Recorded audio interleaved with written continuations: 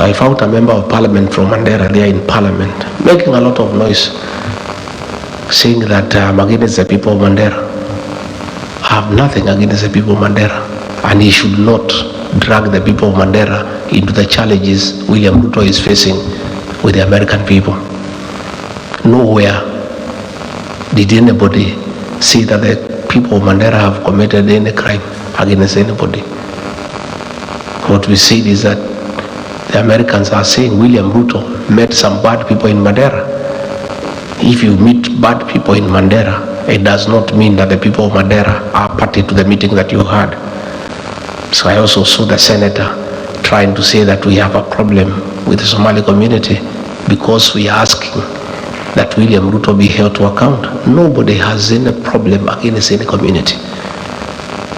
The Somalis are part of Kenya, and they are a very serious community that has done a lot in the transformation of our country and the economic development of our nation. They are very serious drivers of our economy. They are very aggressive in business.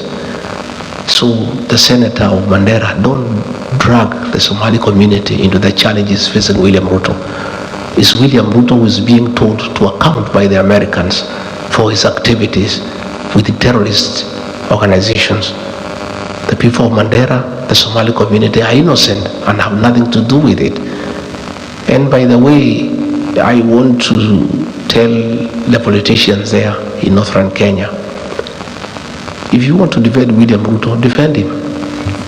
But don't try to create a wedge between us and the Somali community, because we have nothing against them. They are part of Kenya, and they too are telling us they are suffering just like the rest of Kenyans. And doesn't mean because Aden Ware is eating, the Somali community are eating. They are also complaining of marginalization. They are complaining of bad economic times. In fact, the Somali community, more than any other, has really borne the brunt of extrajudicial killings and forced disappearances for a long time.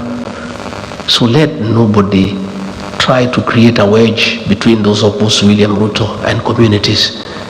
Let William Ruto answer the Americans for what he has done and what he has not done. I saw the Minister for Interior saying that we should be asked to help in investigations in this matter. We cannot help in any investigations because the Kenya government has not initiated any investigations against William Ruto. The people who have initiated investigations is the American Senate. So if there is need for us to help in investigations, we'll help the American Senate, not the Kenya government, because the Kenya government has not initiated any investigation. Number two, the Kenyan government cannot investigate William Ruto because those policemen work under him. And all the things he is doing of killing people and abducting people, he is doing with the very police. So there is nobody stupid enough to go and report William Ruto to the Kenyan police. Nothing will be done against it. So whoever sees, please don't sell fear to us. You know we cannot buy. In any case, it is the same CS who said that when 5 chiefs were abducted by Alshabaab, he said that they will go into negotiation with the Alshabaab to have them released. How can you negotiate with people you do not know? And since they were released after negotiations, the CS Interior knows much more than anybody else on who are the leaders of Al-Shabaab, because he said publicly that he'll initiate negotiations for the release of the 5 chiefs who were abducted. The 5 chiefs were released after successful negotiations with Al-Shabaab. So the CS Interior knows whom he negotiated with. So if he wants information as who are the leaders of Al-Shabaab, he is in a better position to tell the people of Kenya and the world and the Americans, because he has already had business with them that has been successful. So please, the Americans have asked the questions. I'm not the one who has asked. If I'm required to help the things I know on the issues in Sudan, the dealings with RSF, I'm ready to help. But the Americans, not the Kenyan government, because the Kenyan government has not raised any issue. They are comfortable with what is happening. And you know, I see people threatening other people. I've seen that fellow called Soprano issuing a lot of threats every day. Oh, mimi ni fire, mimi ni noma. Oh, don't push me around. I want to tell Soprano to take time to read Wallace Soyinka. In one of his greatest works, he says, a tiger does not proclaim its tigerhood. It bounces. So, if you are what you say you are, act. Don't keep on threatening. You know, that's what Ole Soyinka says. A tiger does not proclaim its tigerhood. It bounces. So please spare those threats for other characters. Riggy is beyond threats, and you know it. And we must speak for the people of Kenya, because if we don't do it, there will be no country. You have compromised Raila Odinga, you have bought parliament, you have bought senate. If you succeed in silencing us to talk for the people of Kenya, who will speak for the people of Kenya?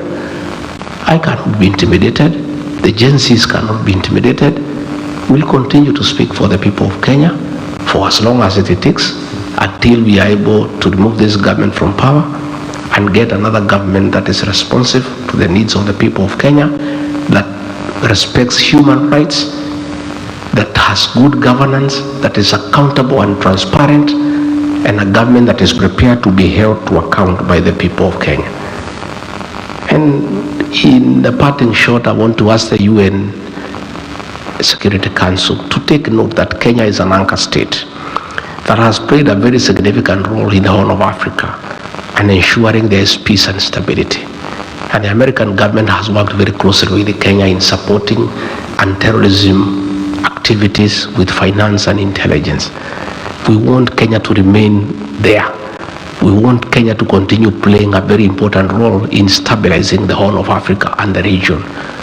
And the problem is not Kenya. The problem is the leadership.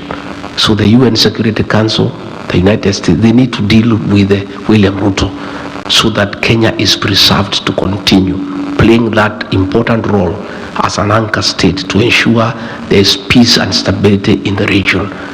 But when we get a reckless leader who is interfering with the affairs of the neighboring countries and working with those opposed to those governments, that is why Kenya's name is being cast in bad light.